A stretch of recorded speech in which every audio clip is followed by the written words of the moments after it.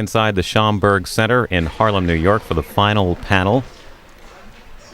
The panelists are Herb Boyd, Peniel Joseph, Yvonne Bino, Philani Davis, answering the question, what is the impact, shortcomings, and effectiveness of black political activism? Live coverage from the Harlem Book Fair here on Book TV.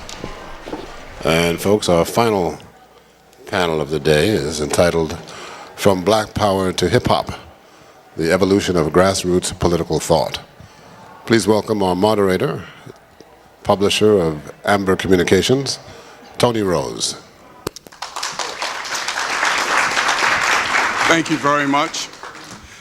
We want to thank Max Rodriguez, the founder of the Harlem Book Fair, for bringing this illustrious panel together to discuss the topic, From Black Power to Hip Hop, the Evolution of Grassroots Political Thought. After more than 100 years of political engagement, the African American community is at its least cohesive than at any time in its history. This will be an open, honest, and frank discussion on the impact, shortcomings, and effectiveness of black political activism. We also want to thank Chief Howard and the Schomberg Institute for hosting this panel. And now let me introduce you to our panel. Peniel E. Joseph, to my left, is quickly gaining a reputation as one of the leading young scholars of African American history. Although his formal expertise includes the black radical tradition, Pan-Africanism, black social movements, and African American feminism, he is currently embarking on a reevaluation of the Black Power movement. Professor Joseph teaches in the Department of Africana Studies at Brandeis University. His book, Waiting Till the Midnight Hour, A Narrative History of Black Power in America, examines the decade before and after Stokely Carmichael's historic call for black power. Yvonne Bino, to my right, is a senior fellow at the Future Focus 2020 Center, a part of the Babcock Graduate School of Management at Wake Forest University. As an author and lecturer, her work combines the relevant issues of politics, culture, and economics within the context of American popular culture. Bino has been called one of the most important voices of her generation. Famed scholar Manning Marable called Bino one of hip-hop culture's most insightful observers. Her book, Stand and Deliver, Political Activism, Leadership, and Hip-Hop Culture, is an outstanding book. Herb Boyd, to my far right, is an award-winning author, journalist, and teacher who has written 9 books and hundreds of articles for leading magazines and newspapers. He is the co-editor with Robert Allen and Brother Man, The Odyssey of Black Men in America, which won the African American Book Award in 1995. In 1993, he was a recipient, along with Michael Eric Dyson, of the Top Journalist Award for his story in Emerge magazine. Currently, he is under contract for his next book, Soul's Journey. His book, Race and Resistance, African Americans in the 21st Century, in his book, leading African American scholars and activists discuss the state of Black America today. These are your panelists. Please give them a warm applause.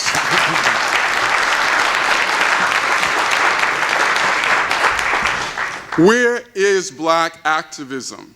Where are the Stokely Carmichaels, Huey P. Newtons, Amara Barakas, Angela Davises, Martin Luther, and Coretta Scott Kings, and the countless others who were willing to give up their freedom and lives, not because they had the latest book or album to sell, but because their love and faith in African American people compelled them to speak out and speak loud on the injustices towards African American people and communities in this country. They are there, Haki Madhubuti, the chairman and publisher of Third World Press, comes to mind, but they are overshadowed and far outnumbered by the numerous and compelling architects of negative music and books, who along with their multi-international corporate masters are willing to sell out our communities, our people, and undermine the work of education and achievement done by the great men and women from our wonderful African American history for just two things: money and fame. Bringing to our communities the poorest of us, the most vulnerable of us, those looking for something to hold on to in the projects, in the real ghettos of America, in those southern rural towns in Chicago, Atlanta, Boston, New Orleans, New York City, Washington, D.C., all of our major cities, some more garbage to be dumped on the millions of our children already living in a bad situation, inflaming already horrific lives, forcing our children, because of relentless and overwhelming marketing and promotion by them and their corporate masters, to buy into the hype and glamorization of drug dealers, pimps, gangsters, prostitution, crime, and dishonor, forcing and fueling the flames of drug addiction, imprisonment, poverty, crime, and degradation, to the horror of millions dead or dying on crack cocaine and heroin, in jail, whole communities destroyed, families torn apart, 1 million grandmothers raising grandchildren, 7 million African American women trying to raise children on their own, 2 million African American men, women, and children incarcerated in America, death, destruction, and poverty everywhere, while they laugh, throw a party, go to the bank, and enrich themselves on the backs of their own brothers and sisters, their own people, because they're getting paid. Michael Eric Dyson said on the Today Show this week that hip-hop is much like any other art form. There's the good and the bad. So what's all the fuss about? Well, Mr. Dyson, the difference is that unlike the other art forms, the bad in this case has been a catalyst for over 20 years to the death, destruction, and horror of millions of African American men, women, and children, victim and victimizer, predator and prey, who are forced to live side by side within our African American communities, good and evil.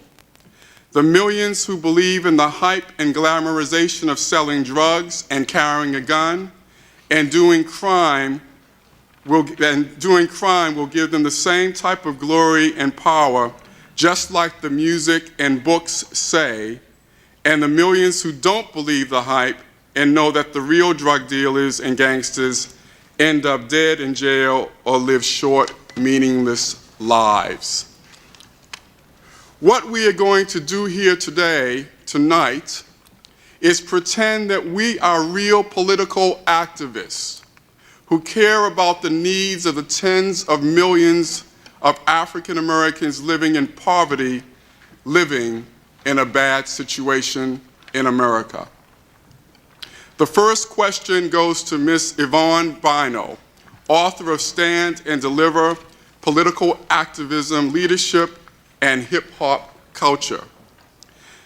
Has the Urban Think Tank Institute that you co-founded found out where the glass pipes used to smoke crack cocaine and distributed to hundreds of thousands of retail grocery stores and other outlets in our communities with the low retail price of 50 cents or $1 are made?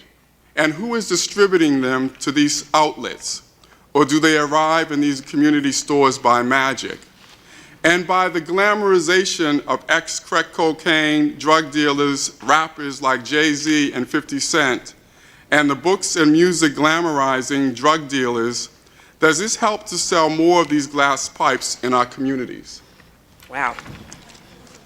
Well, first of all, for a clarification, I'm the former president of Urban Think Tank Institute, and I resigned in 2004, so I'm not going to speak on behalf of Urban Think Tank. Just to try to address what you're saying, the point of Urban Think Tank, frankly, was to provide information from the perspective of the hip-hop generation. What we found was that when I went to schools, when other members of Urban Think Tank went to schools, they were talking about what Jay-Z and Diddy were doing and what Ludacris was doing, and that wasn't their reality. It was a reality that they had adopted, that they were embracing as their life. The reality on the ground, however, was whether you're talking about Diddy, whether you're talking about Jay-Z, whether you're talking about a host of other rap artists, these are educated men. Many of them have college degrees. Many of them have attended college. Diddy went to private school. Diddy went to Howard University. Master P has a college degree. Even Suge Knight went to college.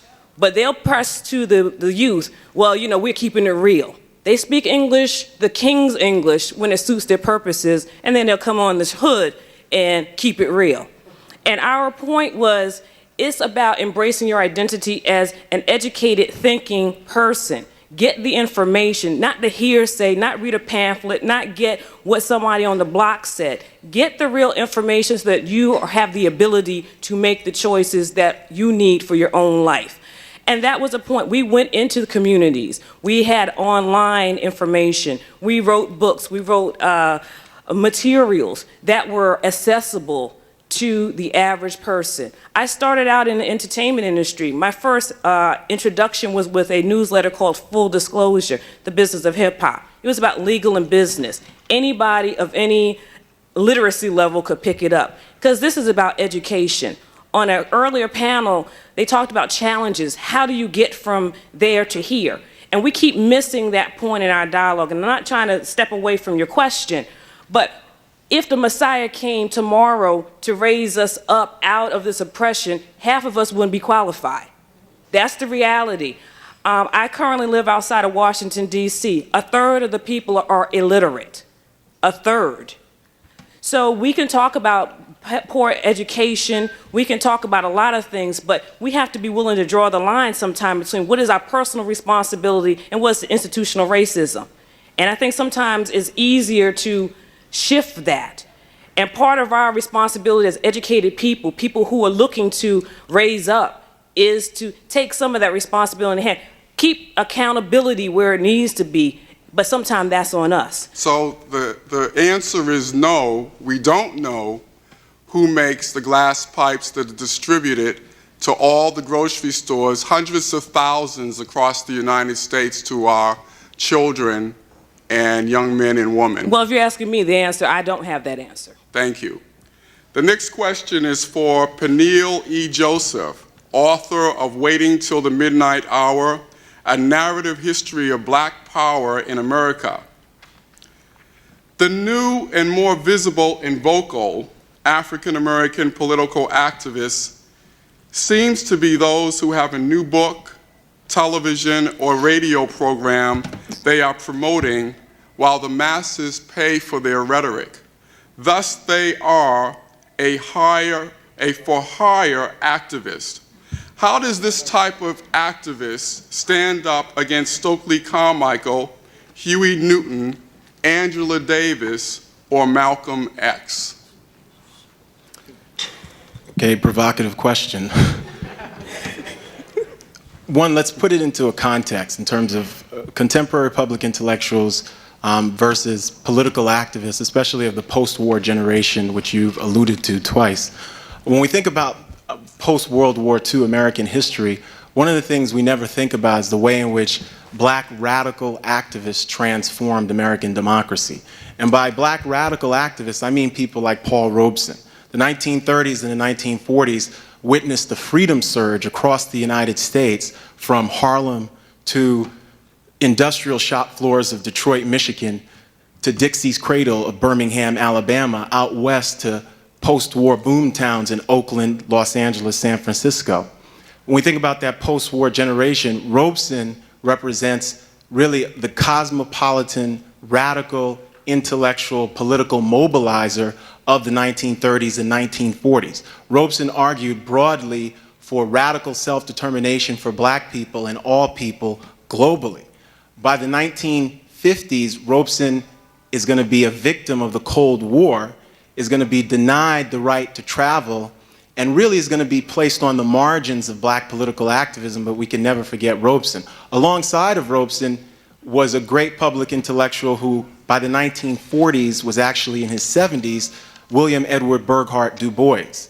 Du Bois is really the architect of what we call the civil rights movement. Sometimes we think about civil rights only during its heroic phase of 1954 to 1965. The Brown versus Board of Education decision on May 17, 1954, to the passage of the Voting Rights Act on August 6, 1965.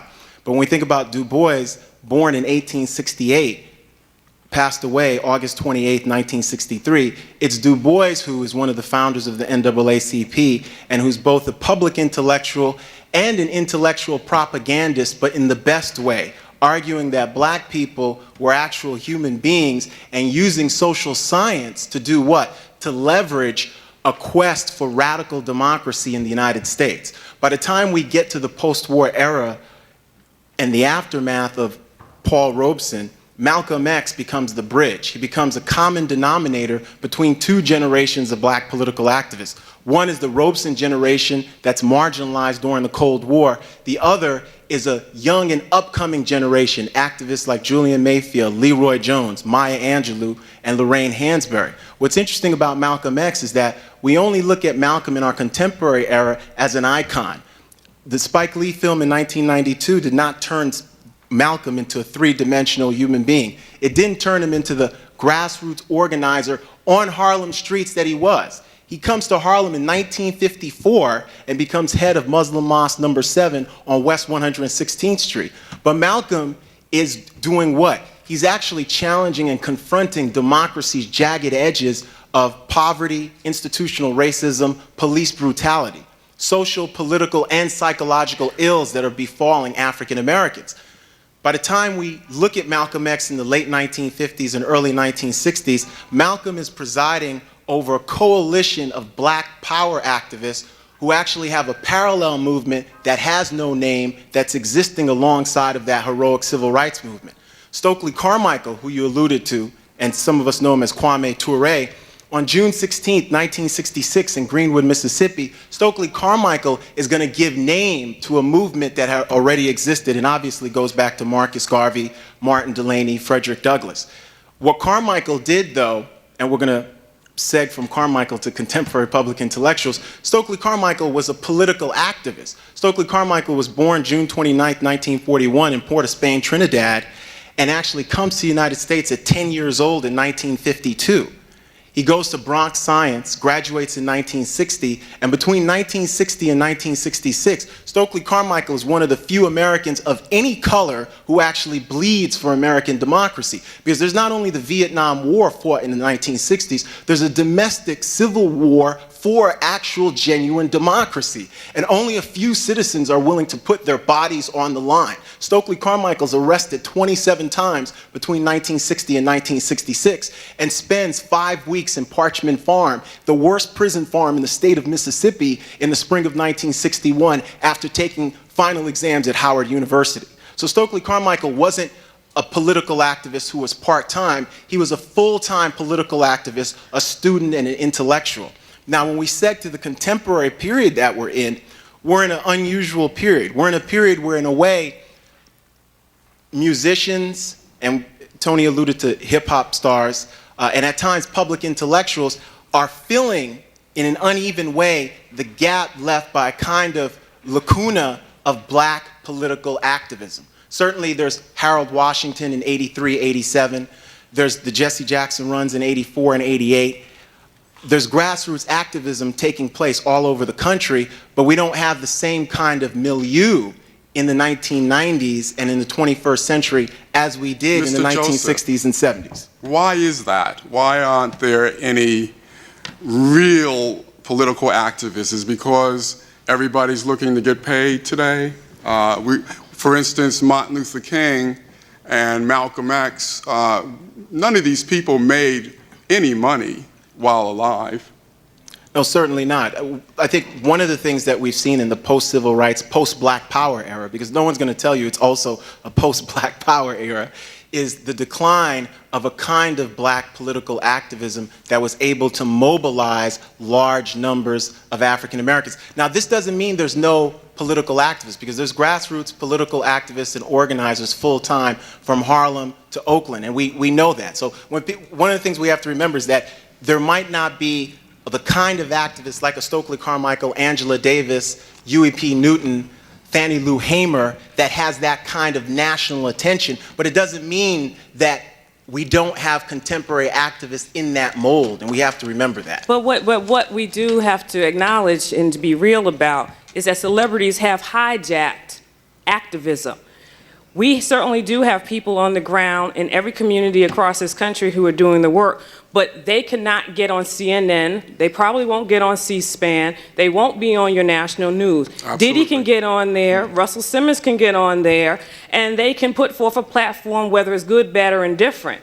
But these people who are actually doing the grassroots work have not been given the public space to be heard. And we as a community of people have allowed that. If Joe Blow activist tries to get on the news, we're not going to hear him. We have become conditioned that if you don't have the big mic, the big voice, the big bucks, that you're not relevant. And that's a responsibility that we do have to take on ourselves. These people come and go. We have these drive-by activism is what I call it. These registration drives that come here, give you a t-shirt, here is sloganeering, but there's no organizing, there's no mobilizing, there's none of that. And the thing that I want to be clear about, voter registration drives are wonderful, but they need to have other elements, education elements. People are not going to vote if they don't know what they're voting for. We've moved away from the hard, arduous work of mobilizing and organizing communities, and we've gotten to the quick fix. Let's wear a button, let's wear a t-shirt, and let's feel good about ourselves. And it's not to negate anything that has been said on this panel, but there is a responsibility why we're not seeing the Stokeleys, and we're part of the problem, that we are not raising these people up. We're not demanding to hear the more community-based leadership. So again, we have public intellectuals, and then we have the activists on the ground. Sometimes they're the same people, but a lot of times they are not the same people. So we hear far more from the public intellectuals than we do from the grassroots women and men and youth who are actually doing the work. Thank you, Ms. Bino. Thank you, Mr. Joseph. Thank you. Absolutely. The next question is for Herb Boyd, author of Race and Resistance, African Americans in the 21st Century, Volume 1. Because of these multi-international record and book publishing corporations and MTV and BET, the most negative versions of our African American culture and life is flourishing around the world. How has this hurt our global experience? And once again, is this a shortcoming on our political activists to be unable to stop this global perception here at home? Good question. First of all, earlier you said, Tony, let's pretend that we're activists. Well, I don't have to pretend. No, you don't. I am an activist. He is one. I consider myself an activist. Absolutely. Some other people out there might consider that too. I'm not sure. I second that, Herb. Big up, Herb. Secondly, Angela Davis and Amiri Baraka are very much alive and very much active. I mean, I just left Amiri Baraka over at the Cathedral of St. John the Divine, where he delivered a sterling eulogy for one of our fallen warriors, Sekou Sundiata.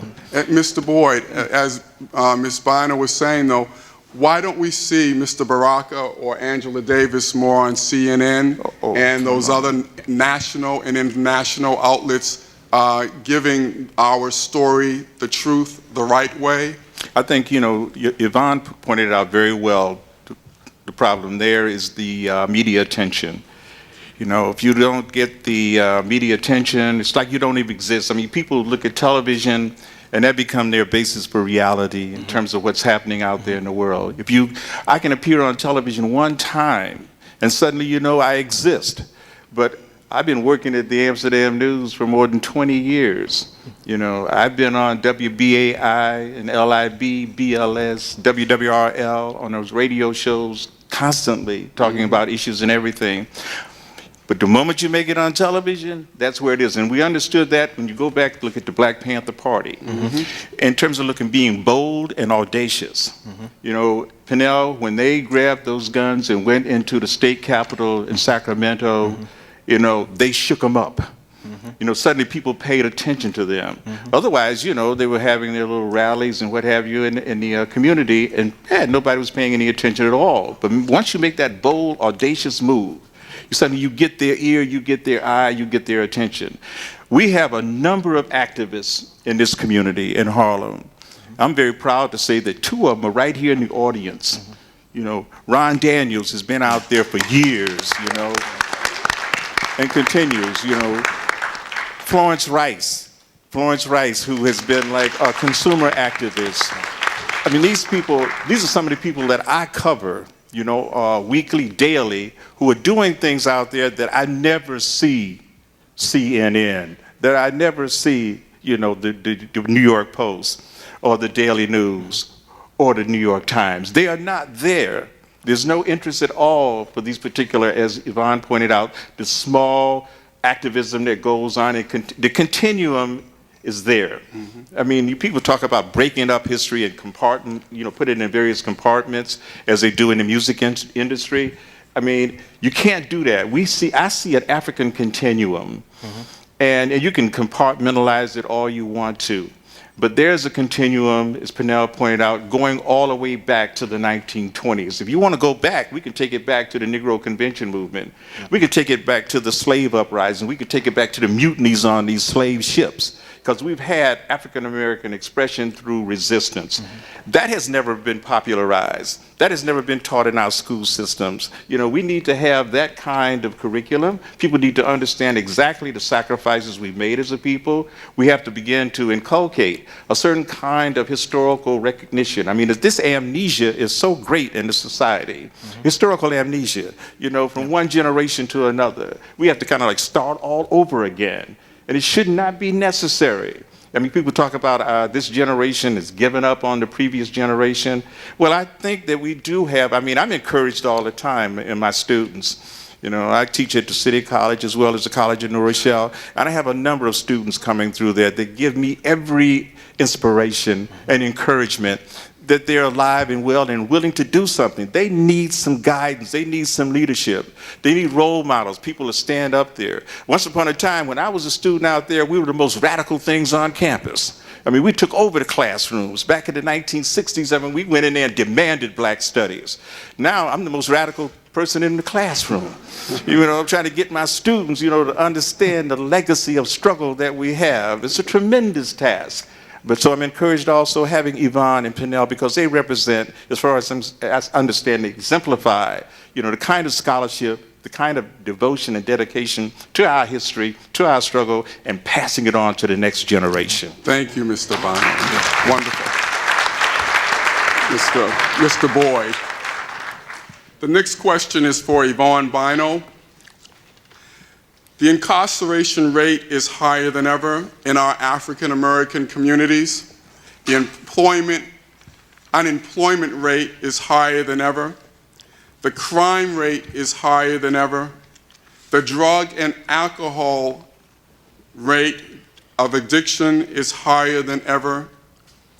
AIDS in our community and among African American women is higher than ever.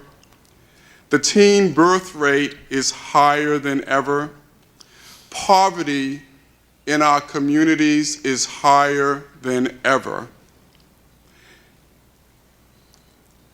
We are in the midst of a Holocaust, a new middle passage, where millions have died or been incarcerated. How has hip-hop or rap music and urban fiction books improved our communities? It hasn't.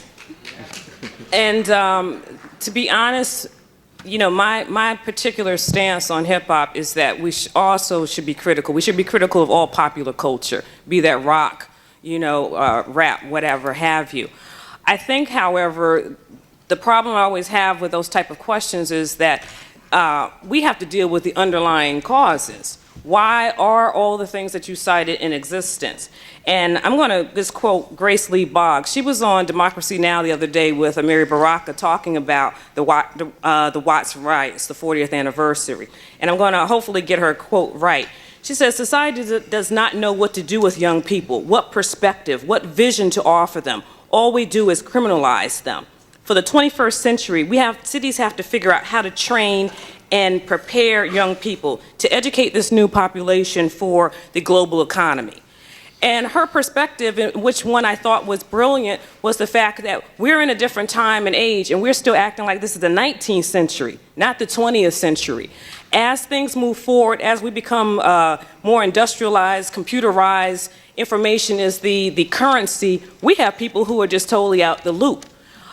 They are not prepared. We're not preparing them to do anything except hustle. And it's not necessarily an excuse. The reality is, if you can go and read the newspapers, we have communities that are war zones. Bob Herbert from the New York Times, I have 2 articles right here. He talks about unemployment being nationally for teens 67%. And if you're looking at black communities, poor communities, it's 82%. There are no jobs. There are no jobs for these young people. These are people who are looking for jobs, not sitting around looking for a handout. They're looking for jobs that don't exist. In Chicago, as of about 2 weeks ago, 34 young people had died.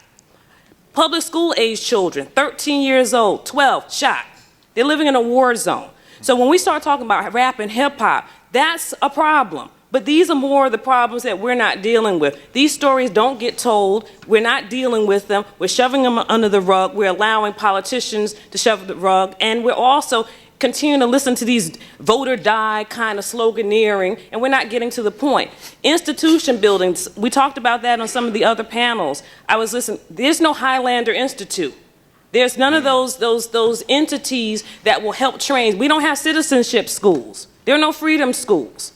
You know, we're not doing like the Jewish people where they have yeshivas and where they're talking about their own culture. We have that in a very small degree. So I continue to say that we have to deal with the underlying problems. That means we have to keep pushing for what we are due in this country. But in the meantime, we need to get ourselves together, the mosques, the churches, the whatever have you, the living rooms, as another panelist has suggested, and we have to do for ourselves because we're not teaching. We're not getting that information out. We don't have jobs, and we're not creating jobs for this new economy. And we are going to be the modern day slaves. We're going back to that point. If you can't function in information society, what's going to happen to you? What are you going to be required to do? So today, we're talking about high school dropouts when the real criteria for a meaningful job is a college degree. So we have to get real. And again, I hope you don't think I'm trying to back away from your comments, but the bottom line is that we have to get real with where we currently are today, and we have to decide who we're going to listen to. Are we going to listen to a sloganeer? Are we going to allow somebody that's going to pimp a message? Or do we want to hear people who got some solutions, who can tell us how to get some schools together, how to organize our people, how to get some people on the ballot? We have to make those calls, and I think right now, a lot of us, shim-shamming. It's like, when the revolution comes, what are you going to do? And, to a certain extent, we have not produced, to a great degree, those activists because they have to come from us. So we have to check ourselves, and then from that, we will let those people come forward, and we'll push those other voices who are not particularly helpful to the side. Did you want to answer that, Mr. Peniel? Yeah, I'd like to just, when it comes to hip-hop and where we're at today, I wouldn't say that hip-hop hasn't contributed anything to the community, because when we look at hip-hop, it's coming out of that civil rights, black power era. It's coming, you know, last poets, Watts Prophets, Gil Scott-Heron, the spoken word tradition, Amiri Baraka, Sonia Sanchez especially, right? It's coming out of that. And when we think about people like Africa Bambaataa, Kool Herc, when we think about hip-hop of the 1980s, Melly Mel, The Message, 1982, right? It's like a jungle. Sometimes it makes me wonder how I keep from going under. It was dissecting what it meant to be a black American during the Reagan years. And Reagan was a counter-revolution. Reagan was a counter-revolution. It was a revolution against the Great Society. The Great Society promised a war on poverty, and Reagan said poverty won by the late 1980s, and substituted instead a war on drugs that incarcerated African Americans. So when we think about hip-hop, we should certainly be critical, but we should acknowledge, like Chuck D has said, hip-hop was the CNN of black America, and hip-hop became part of that Stop the Violence movement. And there was an anti-crack message in strains of hip-hop. So never forget the black nationalist and the progressive strains of hip-hop, which were critiquing sexism, were criticizing violence, they were criticizing machismo, and talking about radical humanism from its inception. Now that's different from the corporate hip-hop that we get now, but we still have Dead Prez, we still have Mos Def, we still have underground hip-hop that's talking about radical humanism, that's feminist, that's critiquing capitalism and imperialism, that's critiquing racism. So we can't ever let maybe 50 Cent and certain kinds of hip-hop become so universal that there's no other strains there. We have to remember that. But we So also... let me. Sorry. So the corporations, record and book corporations, are giving the money to those with the more negative message and the promotion and the marketing? Well, certainly, when we think about what sells, since much of the consumers of hip-hop became suburban, they became white, they became predominantly male. The most gangsterish elements provided what? A kind of minstrel show, a kind of window into what people thought was the hood, the hardcore. No one was gonna want to hear about Malcolm X and fight the power, right? And remember what Public Enemy said in Do the Right Thing, you know, what they were saying, criticizing Elvis, John Wayne, and aspects of white supremacy. What suburbanites wanted to hear was this whole notion of gangs and hustling and violence. And certainly that's affected our own communities at times in very negative ways, but we have to remember that the globalization of hip-hop has reverberated in both positive and negative ways. Some of the positive has to do with just the politics of pleasure and play that hip-hop has promoted, especially we think about the late 1970s. There's a television series on now, The Bronx is Burning, with the thousands of fires in the Bronx, and how hip-hop is coming out of some of the worst urban living conditions in the 20th century. So when we think about the positives of hip-hop and the way in which it set up some of these entrepreneurs include some of the people we're criticizing, whether it's Jay-Z or Diddy or any of these things. So we have to critique them, hold their feet to the fire, but not have this universal impulse to just scapegoat hip-hop as the thing that's destroying us. Okay, we can't do that. We can't say hip-hop caused slavery and hip-hop caused Jim Crow, and this is the thing that we have to destroy. We have to say that it's going to be as diverse as the black community is. We're not a monolithic community. We're a very diverse community, and it's become that diverse. But certainly, corporate capital has been exploiting our community and hip-hop by selling us a really deranged characterization of who we are, a characterization that defames our women and dishonors our community. And the sooner we can encourage and tell our young people that, the better off we will be. Thank you. Well said. So, corporate America and crack pipes and drugs and drug selling and drug dealers and the destruction of our community are caused by an outside inference and not an inside inference. No, I'm not saying that. One of the things, you've mentioned Dyson on this panel, and the other side becomes Cosby. On one level, once Cosby made that 2004 NAACP speech where he attacked the poor, and Dyson called it a Blame the Poor tour, both of those gentlemen are speaking at polar opposites. On one hand, you've got Cosby, who really denounces the black community.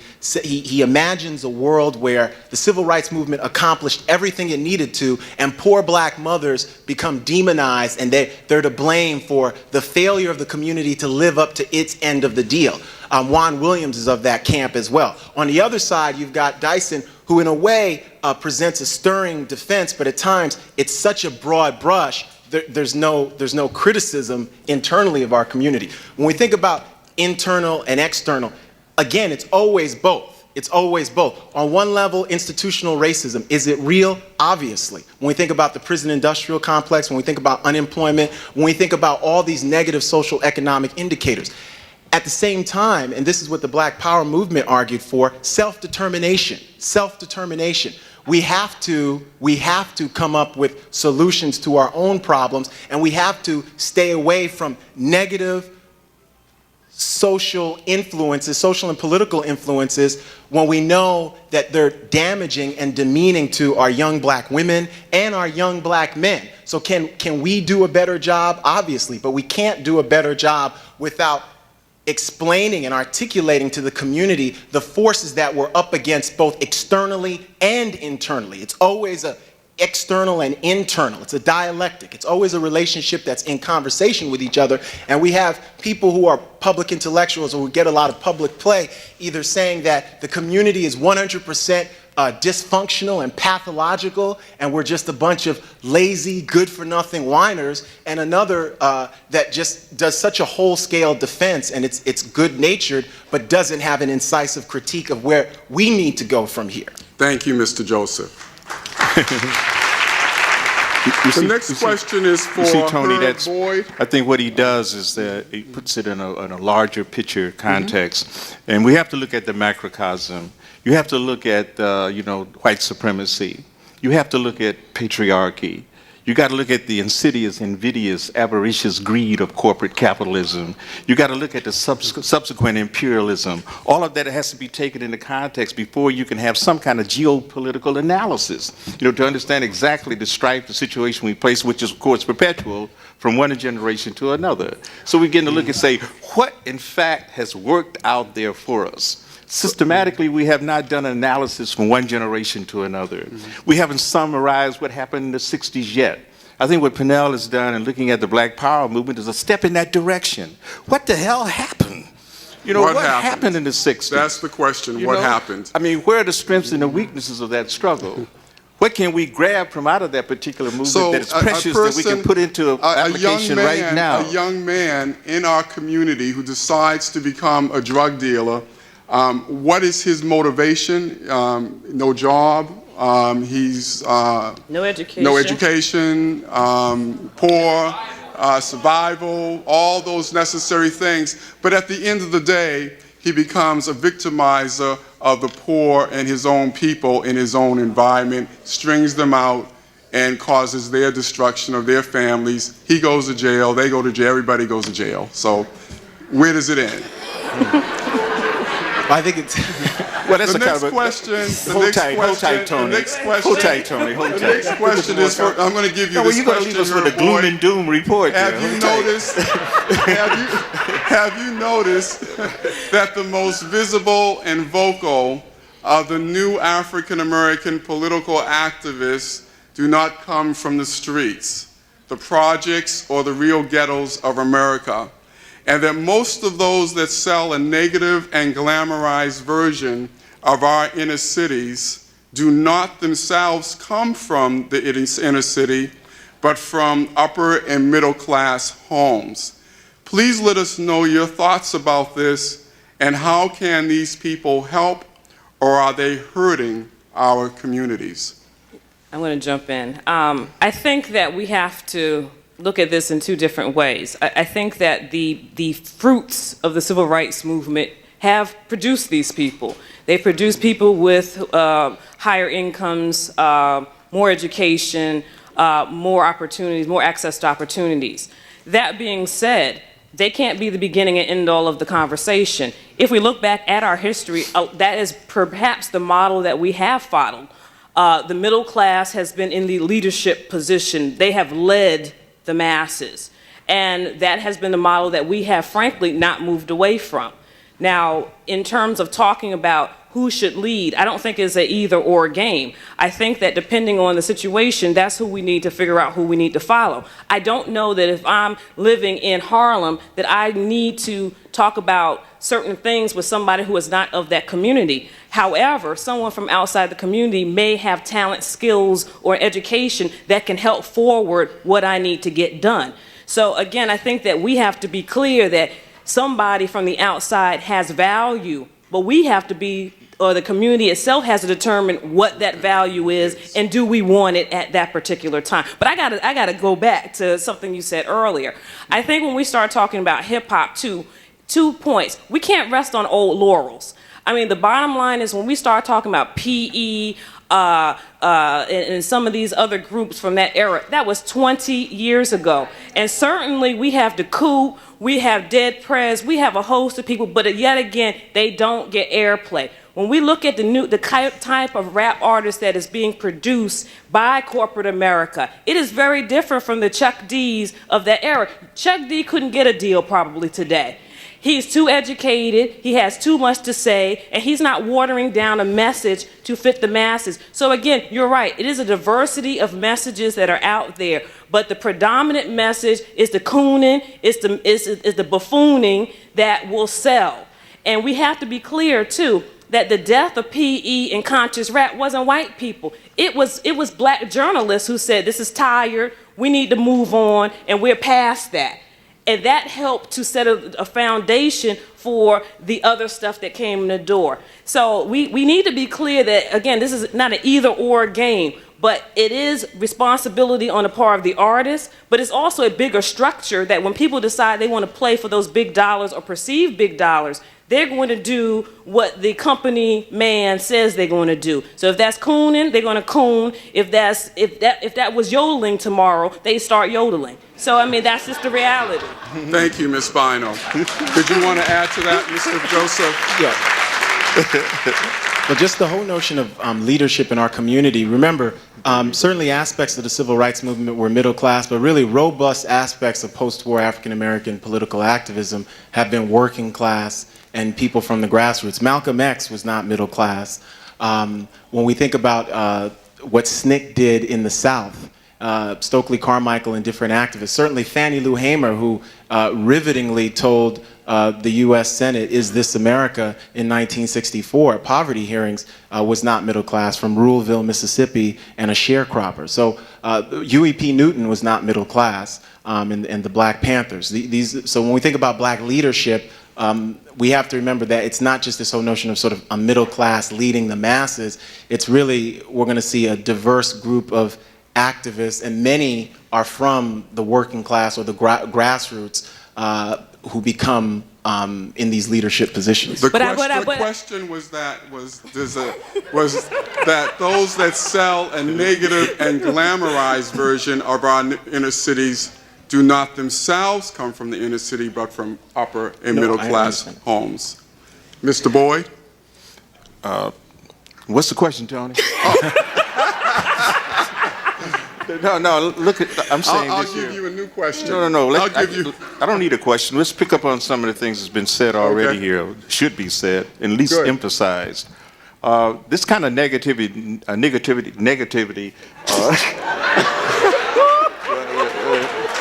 anyway.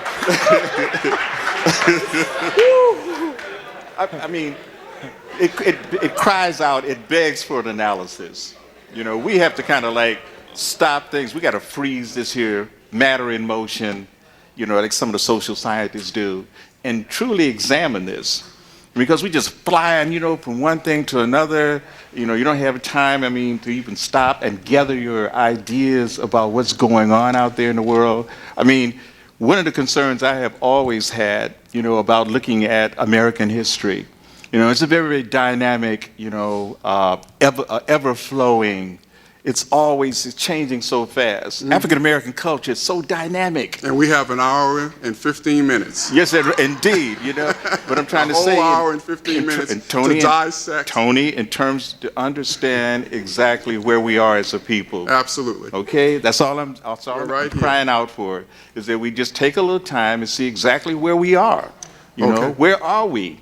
Let So me if you give say, you, I look, think you'll like this Brand question here. Nubian, Do you think Brand Nubian, X-Clan, Wu-Tang. I mean, I can talk about a number of Afrocentric rappers out there. We have to understand the 5%ers in terms of the whole bridge, this here connection from the Black Power movement, which of course the Black Liberation movement and the Black Liberation Army and Assata Shakur.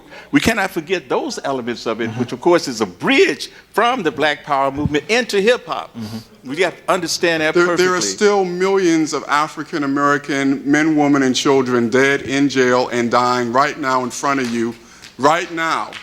So let's move forward. Do you think it's the responsibility of all our rappers and authors to rap, publish, and write with conviction, purpose, and moral value, and to tell the truth, not a fabrication of the truth?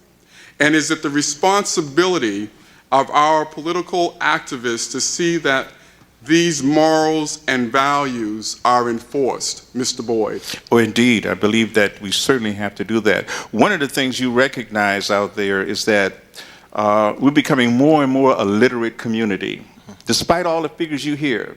I mean, I took a walk up and down 125th Street the other day, and of course 135th Street at this very moment, and you have a proliferation of books out there.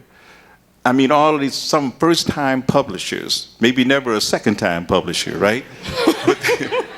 but they got these books out here. We talk about ghetto lit, urban lit, street lit, chick lit, what have you, you know.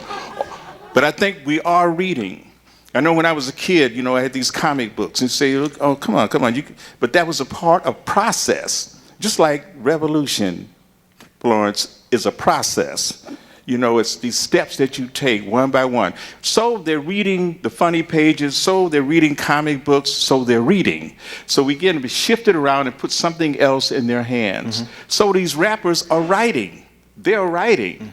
I mean, you know, some of them may evolve, some may never get beyond that particular kind of sophomoric stuff, you know. But they're that's a part of the process. It's up to us, you know, to begin to guide them, coax them in a direction that's far more productive, far more progressive. And we have, you know, the folks out there to do that. Because as the great Ron Daniels said, we're the leaders we've been looking for. You know, you don't have to look all over the place. Right there in your home, take a little time with your children. You know, each one of you know you have that responsibility. We have a few kids here, they're listening to us. Hopefully they're gaining some idea that we're trying to make sense out of a very, very dynamic and troubling situation out there to face our community. Thank you very much, Mr. Boyd. This is a lighter question for Mr. Peniel. I can remember as a youth in the 60s and 70s saying Black Power with my fist balled as a sign, Black Power, a greeting. What would be a similar sign of African American power and unity today? No, I mean, it's interesting that you say that, because I would argue that I think what's fascinating as I've toured with this book is that people still use that Black Power symbol. Yes. And it's actually become an intergenerational symbol. We just had a rally at the Institute of the Black World. Ron Daniels, whose name has been mentioned here several times, and grassroots activists coordinating things in New York City and Brooklyn, but it's still nationally a symbol of African American unity, self-determination, and really a complex appreciation of the cultural politics of race in a global context. Because when we think about race and Pan-Africanism and blackness, what's interesting about Black Power in its most expansive, it connected Birmingham, Alabama to Bandung, Indonesia, New Orleans, Louisiana to Nigeria, Haiti to Harlem. Right? And it's in its most expansive, it also is the forerunner to what we call multiculturalism, but in a radical way. You know, Fred Hampton of the Black Panthers in Chicago talked about Asian American power. He talked about poor white people and power for them, and power for brown people. We had rainbow radicalism in the 1960s with radical brown berets and Puerto Rican young lords and other kind of activists, right? So when we think about that Black Power symbol, what's interesting is that there's a new generation of young people who haven't even seen the Malcolm X film from 15 years ago. Because one of the interesting things about culture and generations now through globalization is how quickly the turnover is. So that Malcolm X film is old, and Do the Right Thing is ancient, right? That's 1989. Wow, that was a long time ago. Some of the greatest films ever made by Spike Lee. He's a great filmmaker. Applaud him, please. He is a great filmmaker. No, those were some good films. But so when we think about the Black Power symbol, out there too. we have some critique. When we think about the Black Power symbol, it's still with us today, and more young people are wanting an explanation and demanding to know what that movement was. Thank you very much, Mr. Joseph. This question is for Mr. Boyd. What type of economic and psychological upswing would there be in the African American community if instead of being exposed to and mentally forced to buy into so many negative things such as alcohol, drugs, meaningless books, and music, what would happen if the marketing and promotional dollars were spent on, let's say, jazz and more meaningful books, let's say, on real estate investing and financial knowledge? It would be a miracle. No, what are you talking about is market forces out there. Yes, again. In terms of what drives market forces. Yes. What you have is a commodification. We're going through a heavy period of commodification of African American culture. Yes, it is. Not that it's at all unusual. It's a period of time. You know, and I think that's where we'll probably have to wage this fight first, is on the cultural front. You know, in order to get to the politics and the economics, because the stereotypes, for example, the proliferation of all the negative images that go through the films, you know, through our music, on television, what have you. I mean, we have to fight back on that level and gain power within the construct of those particular genres, institutions. If it's in the publishing industry, there's some kind of way we're going to have to get inside of that, where we have the editors, you know, where we have the agents, you know, where we have the publishers, you know, who are putting out the kind of material, and of course you can say propaganda if you will, the kind of material that begin to influence, you know, the next generation. I think, you know, in terms of the market forces that exist out there today, we understand full well the kind of the greed, the profit incentive that's at the base that drives, you know, capitalism in this country. Nothing new about that. Right. You know, anybody can get a product out there, but do you have the means to advertise and promote that? Absolutely. You know, and distribution, of course, is key. So if we're going to get anything out there, we have to control those things. I come out of Detroit, and I watched how Motown came to power, and how Berry Gordy. It started with the family, actually. You know, I mean, you look at Fuller, it started, the Johnsons, it starts with the family right there. Pull your meager resources together. I mean, we've seen it happen with the Korean community. We've seen it happen in the Arab community, among the Lebanese. I saw it out in Detroit, where these people come in, and 2 weeks later, they got their own store. How in the hell did that happen? You know, I've been in this community 25 years, and I'm shopping at your store now. Because we didn't have that kind of unification. We didn't have that kind of drive and understanding where, actually, we didn't have the capital to begin with. Right. You know, the capital was just not available. African American community generally has not had any kind of risk capital.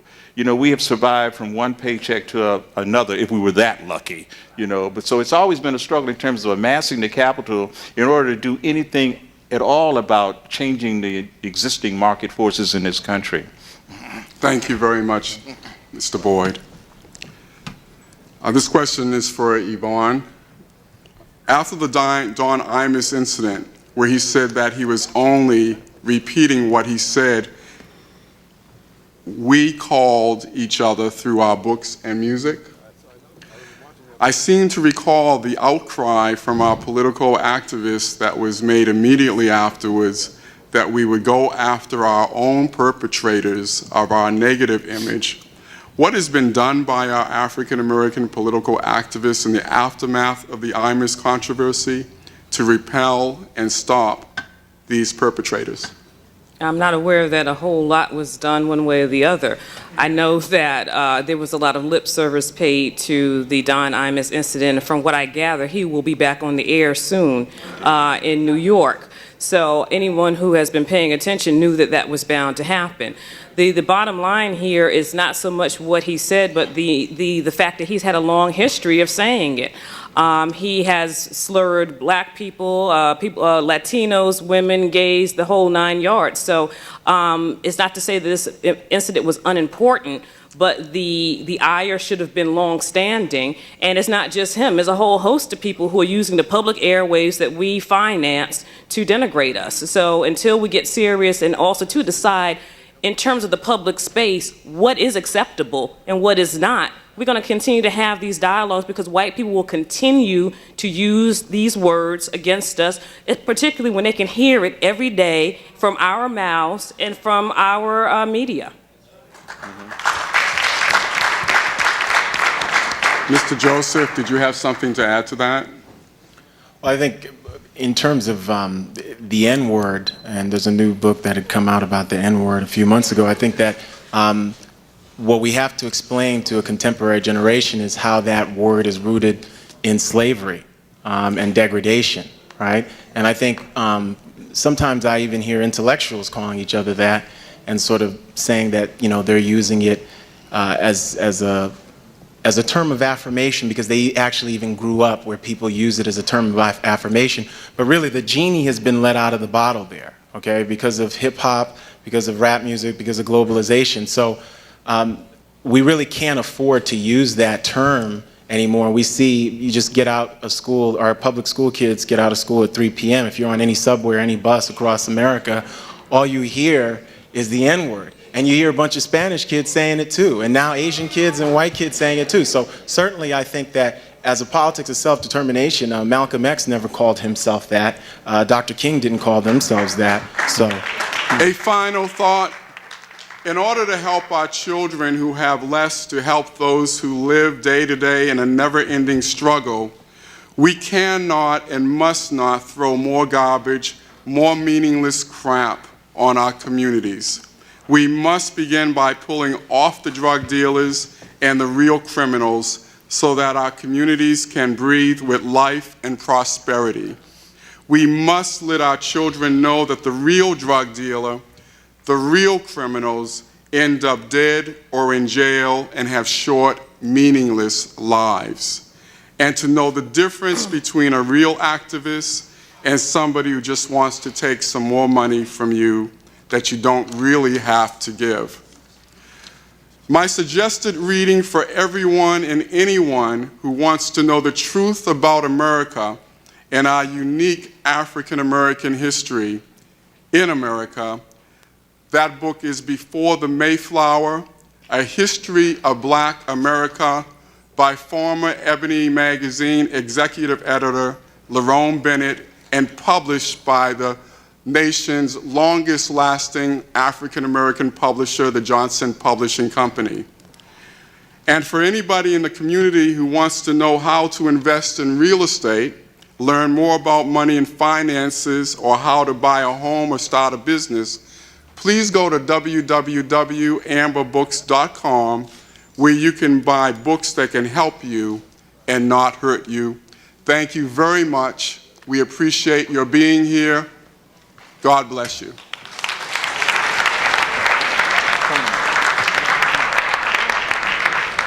Q&A at this moment, and we have people in line, and they would like to ask the panel questions, so would you please answer, and time will be limited, so just try to answer to the point, please. Thank you, and thank you everybody for coming.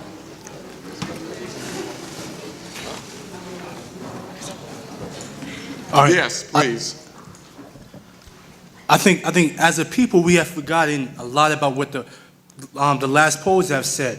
The last poet said the revolution not be televised. I think a lot of us, we give too much power into these rappers and thinking they are the voice of our generation. They are the truth of our generation. If you go back to the 60s and 70s, you had James Brown saying, say it loud, I'm black and I'm proud. But within that time frame, we also had the likes of Malcolm X, Martin Luther King, and we no longer pit the power at that time we not pit the power within the power of the music, but the power of the ministers, within the power of the people that spoke for our generation. Thank you, sir. Who are you directing that question to?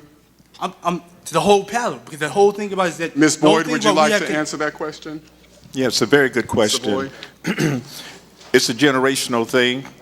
You know, the things change, move on. You've got the media out there who has done a job on us in terms of picking and choosing what they want to promote, what they want to sell.